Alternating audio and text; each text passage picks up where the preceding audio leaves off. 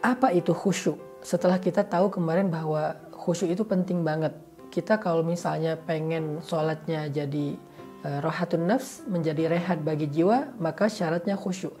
Kita kalau pengen sholat itu menjadi kunci datangnya pertolongan Allah, maka syaratnya khusyuk. Kita kalau pengen di dalam sholat itu Allah turunkan rahmat kepada kita, maka syaratnya khusyuk. Kalau kita pengen di dalam sholat itu kita didoakan oleh malaikat, maka syaratnya khusyuk. Sekarang pertanyaannya adalah apa itu khusyuk dan bagaimana cara kita meraih khusyuk? Khusyuk itu kata para ulama adalah menghadirkan hati untuk mengingat Allah di dalam sholat. Allah Subhanahu wa taala berfirman, "Wa aqimis sholata lidzikri," dan dirikanlah sholat untuk mengingat aku. Artinya salah satu di antara misi sholat itu adalah mengingat Allah. Jadi agak aneh kalau orang mendirikan sholat untuk nemuin ide-ide yang kreatif. Karena tidaklah kita diperintahkan sholat untuk menemukan ide kreatif dalam urusan dunia kita. Tidaklah kita diperintahkan sholat untuk ngelamun. Tidak ada ayat dirikanlah sholat untuk ngelamun. Itu nggak ada. Dirikanlah sholat supaya dapat ide. Itu nggak ada. Dirikanlah sholat supaya lari dari omelan istri misalnya, nggak ada juga. Dirikanlah sholat supaya bisa ria'an nas, pamer kepada manusia, enggak. Terus untuk apa kita dirikan sholat? Misi dari sholat itu adalah aqimis sholata lidzikri, dirikanlah sholat untuk mengingat aku, kata Allah. Allah juga berfirman, wala takum minal ghafilin, janganlah kalian termasuk orang yang lalai. Lalai di sini ngelamun. Jangan sampai kita menjadi orang yang di dalam sholat ngelamun, mikirin komen head di akun, mikirin mantan, mikirin kerjaan, mikirin yang nggak penting. Enggak. Sholat itu tidak untuk ghafilin, untuk ngelamun. Tapi sholat itu untuk lidzikrillah, mengingat Allah Subhanahu wa ta'ala. Makanya definisi khusyuk yang paling kayaknya jelas itu menurut saya adalah, kata ulama, khusyuk adalah menghadirkan hati untuk mengingat Allah di dalam sholat. Apa indikasi seseorang sedang khusyuk di dalam sholat? Bagaimana kita tahu kalau kita itu khusyuk? Satu, ketika kita lagi sholat, kita ingat Allah aja, nggak ingat yang lain. Allahu Akbar. Kalimat pertama aja yang kita ucapin dalam sholat itu adalah kata Allah. Berarti saya lagi menghadap Allah nih, bukan lagi menghadap mertua, menghadap pasangan, menghadap bos, menghadap investor, menghadap guru, menghadap siapapun. Allahu Akbar, saya lagi menghadap Allah. Berarti sekarang yang ada di hadapan saya itu adalah Allah Subhanahu wa ta'ala. Jadi kalau kita pengen tahu kita khusyuk apa enggak, coba kita rasakan kita lagi ingat Allah atau lagi ingat yang lain dalam sholat. Lagi ingat Allah atau lagi ingat kerjaan. Itu hal yang paling gampang untuk mengukur kita khusyuk apa enggak. Sehingga kalau kita bisa pastikan bahwa sepanjang sholat saya ingat Allah, kalaupun agak-agak keluar sedikit-sedikit nggak lama gitu. Nggak sampai dia pergi lama terus balik lagi pas salam, nggak. Keluar sebentar balik lagi, keluar sebentar balik lagi, karena itu manusiawi lah. Untuk bisa fokus 100% itu mungkin butuh waktu gitu ya. Tapi seenggaknya kita sadar kalau kita itu lagi ingat Allah, menghadap Allah, menghadirkan kesadaran kita bahwa kita tuh sedang di hadapan Allah dan Allah menyaksikan ibadah kita. Itu indikasi khusyuk yang paling sederhana. Yang kedua, kalau kita pengen tahu kita khusyuk apa enggak, kata para ulama adalah yang diambil dari surat An-Nisa, hatta ta'lamu ma taqulun. Kita ngerti apa yang kita ucapkan. Kita lagi baca doa iftitah, kita ngerti. Kita lagi baca Al-Fatihah, kita ngerti. Karena ada orang yang ketika dia sholat, udah sampai di ayat Al-Ikhlas, dia lupa, tadi saya baca Al-Fatihah nggak ya? Berarti dia nggak khusyuk. Karena dia nggak sadar apa yang sedang dia ucapkan. Sehingga orang yang khusyuk itu, ya'lamu ma yaqul. Dia ngerti apa yang dia ucapkan. Allahu Akbar kabiro, dan seterusnya, Alhamdulillah, dan seterusnya, Qul huwallahu ahad, dan seterusnya. Apalagi kalau dia baca ayat-ayat yang panjang, dia sadar apa yang dia sedang ucapkan. Dia ngerti, kalau bisa dia faham terjemahan dari teks, zikir, lafaz, ayat yang dia baca di dalam sholat. Dan yang ketiga, indikasi seseorang khusyuk itu adalah ketika dia sholat, dia bisa merasakan penghambaan diri dia kepada Allah. Dia merasa dia rendah, dia merasa hina, dia merasa fakir, dia merasa butuh kepada Allah. Antumul fuqara'u ilallah, kalian itu fakir, kalian itu sangat butuh Allah. Wa nahnu du'afa, kita ini lemah di hadapan Allah.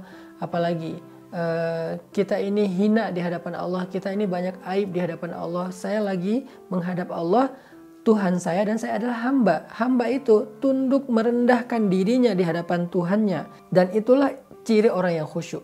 Tapi kalau kita sholat seperti bukan sedang menghadap Tuhan, sedang tidak menghadap Tuan, sedang tidak menghadap Raja, sholatnya kayak lagi ketemu dengan malah dengan bawahan kita, dengan budak, dengan pekerja, dengan anak, dengan orang yang kita nggak segani, berarti kita nggak khusyuk. Sholatnya geraknya nggak sesuai dengan gerak sholat, asal-asalan, terlalu banyak gerakan-gerakan yang nggak diperlukan, maka kita berarti tidak khusyuk. Makanya khusyuk itu menghadirkan hati dalam kondisi kita menghamba, menghargai, menghormati, berhati-hati di hadapan Allah Subhanahu wa taala. Gimana ketika kita ketemu dengan orang yang sangat kita hormati, ketemu presiden misalnya, gimana tuh? Pasti kita akan memperhatikan cara duduk kita. Saya pernah ketemu orang penting banget ya, saya nggak usah disebutkan siapa, orang penting banget. Pas ketemu beliau tuh saya duduk di depan meja, satu meja dengan beliau, saya sampai salah tingkah nih. Yang sopan itu gimana? Apakah saya letakkan tangan saya begini di atas paha saya, atau meletakkan tangan di atas meja? Kalau saya letakkan tangan di atas meja, gimana bentuknya gitu. Terus kalau beliau ngomong, apakah saya melihat wajahnya atau saya ngangguk-ngangguk atau seperti apa? Itu hati-hati banget karena saya menghargai beliau. Nah, gitu nggak kita di dalam sholat? Menghargai Allah nggak kita dengan gerak-gerak tubuh kita, sehingga orang yang sholatnya memperhatikan gerak tubuhnya, takbirnya dia perhatikan karena dia sedang menghadap zat pencipta alam semesta, berarti dia orang yang sedang dalam kondisi yang khusyuk. Tapi kalau kita nggak asal-asalan gitu dalam gerakannya tuh nggak hati-hati, kayaknya itu bukan ciri-ciri orang yang khusyuk. Setelah kita tahu definisi dari khusyuk, gimana cara biar kita bisa khusyuk? Cara yang pertama supaya kita bisa khusyuk dalam sholat itu adalah kita belajar merasa butuh kepada Allah Subhanahu wa taala, teman-teman. Kita akan serius terhadap sesuatu kalau kita ngerasa butuh. Kita serius bekerja karena kita lagi butuh penghasilan. Kita serius kepada seorang cewek karena kita merasa butuh dia untuk mendampingi hidup kita. Kita serius masak supaya enak karena kita butuh makan enak. Banyak orang yang nggak serius dalam sholat, artinya nggak khusyuk, nggak menghadirkan hati, pikiran, perasaan dia di dalam sholat karena dia sendiri ngerasa kayak nggak butuh kepada Allah. Dia malah ngerasanya Allah yang butuh dia, Allah yang manggil dia, Allah yang begging supaya dia datang ke masjid, Allah yang menginginkan dia tidak menginginkan Allah. Itulah awal dari masalah kenapa kita susah untuk khusyuk. Jadi biar kita bisa khusyuk, kita tuh harus merasakan nahnu fuqara'u ilallah. Kita ini fakir, kita ini butuh Allah banget. Apalagi ketika kita banyak masalah. Coba teman-teman kalau lagi banyak masalah ngerasain kan gimana sholat kita khusyuk. Lagi banyak masalah banget nih, sampai kita kayak hampir putus asa, nggak bisa berharap ke siapa-siapa. Saat itu kita ngerasain kan betapa nikmatnya sholat kita. Bahkan sholat subuh pun terasa nikmat, biasanya ngantuk, bahkan mungkin gak bangun. Sholat tahajud pun terasa ringan, biasanya berat banget. Sholat sunnah itu jadi ketagihan, biasanya dihindari. Kenapa? Saat kita lagi ada masalah, sholat itu terasa rohah, rehat banget. Karena kita ketika lagi ada masalah tuh merasakan butuh kepada Allah. Tapi kalau misalnya nggak lagi ada masalah besar, kita kayak nggak ngerasa butuh sama Allah, makanya sholatnya susah khusyuk. Sekarang coba belajar merasa butuh pada Allah. Gimana cara belajar merasa butuh pada Allah? Ingat, hidup kita ini seutuhnya di tangan Allah. Allah bisa memberi kita kebaikan dalam hidup dengan mudah. Allah juga bisa mengambil kebaikan itu dari hidup kita dengan sangat mudah. Allah menghidupkan, mematikan.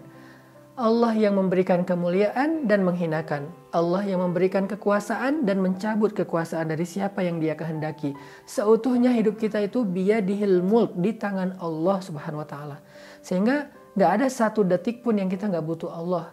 Kalau kita gak butuh Allah untuk memberikan kita pertolongan dalam masalah, setidaknya kita butuh Allah agar Allah menjaga nikmat dalam kehidupan kita supaya tidak dicabut. Kita selalu butuh Allah. Itu hadirkan terus. Dan rasa butuhnya kita ke Allah itu kita coba rasakan lebih daripada butuhnya kita kepada apapun. Kepada makhluk, kepada harta, kepada pekerjaan, apapun. Kita lebih butuh Allah daripada apapun. Karena semua yang ada dalam hidup kita itu tidak akan terjadi kecuali dengan izin dan kehendak Allah Subhanahu wa Ta'ala. Hadirkan rasa butuh kita kepada Allah, barulah kita mudah untuk khusyuk. Yang kedua, gimana tips supaya bisa khusyuk? Coba pelajari makna dari setiap lafaz sholat yang kita baca. Baik itu doa, zikir, ayat, coba pelajari apa terjemahannya. Karena kalau kita nggak tahu artinya susah buat khusyuk. Kita nggak paham apa yang sedang kita baca. Kita baca misalnya kalimat Sami'allahu liman hamidah. Allah mendengar siapa yang memujinya. Kata imam. Lalu kita mengucapkan Rabbana lakal hamdu wa lakas syukru misalnya. Atau Rabbana lakal hamdu hamdan katsiran thayyiban mubarakan fi.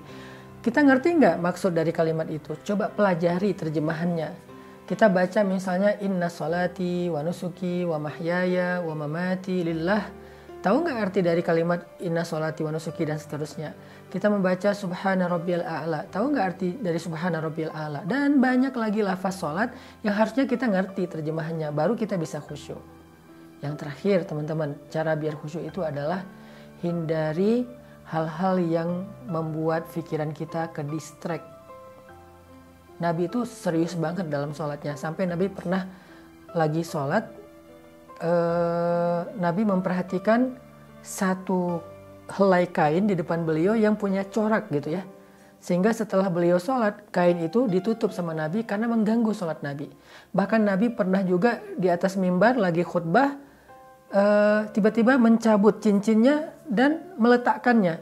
Lalu Nabi mengatakan, cincin ini telah membuat saya tidak tenang. Sekali melihat cincin, sekali melihat kalian, kata Nabi. Artinya saking menghargai sahabat, Nabi pun mencopot cincin di tangannya supaya bisa menghargai sahabat yang sedang Nabi nasihati.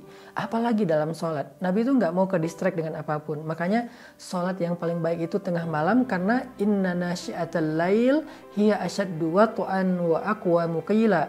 Sholat di tengah malam itu lebih tenang, lebih bisa fokus. Hindari hal-hal yang membuat ke distract pikiran dan perasaan kita. Sebelum sholat, bereskan dulu urusan kita supaya sholat kita nggak terganggu dengan urusan itu. Makanya ada hadis qaddimul asya alal isya, dahulukan makan malam dari sholat isya. Artinya kalau kita lagi lapar banget habis pulang dari perjalanan jauh, maka makan dulu sebelum sholat. Kenapa? Biar kita sholatnya nggak ke distract dengan rasa lapar. Itu diantara sekian banyak tips ya untuk bisa dapetin sholat khusyuk. Yang intinya kata Nabi, ada orang sholat dia hanya mendapatkan 1/6 dari sholatnya. Ada yang sholat hanya mendapatkan 1/3 dari sholatnya. Ada yang sholat mendapatkan 1/2 dari sholatnya. Artinya sholat seseorang itu tergantung kualitas khusyuknya. Dan hanya dengan khusyuk kita akan merasakan rohatun nafsi fis sholah. Rehatnya jiwa di dalam sholat. Yuk belajar sholat khusyuk, sholat yang berkualitas dengan latihan sholat tarawih di bulan Ramadan. Pilih masjid yang sholatnya santai, benar-benar tarawih.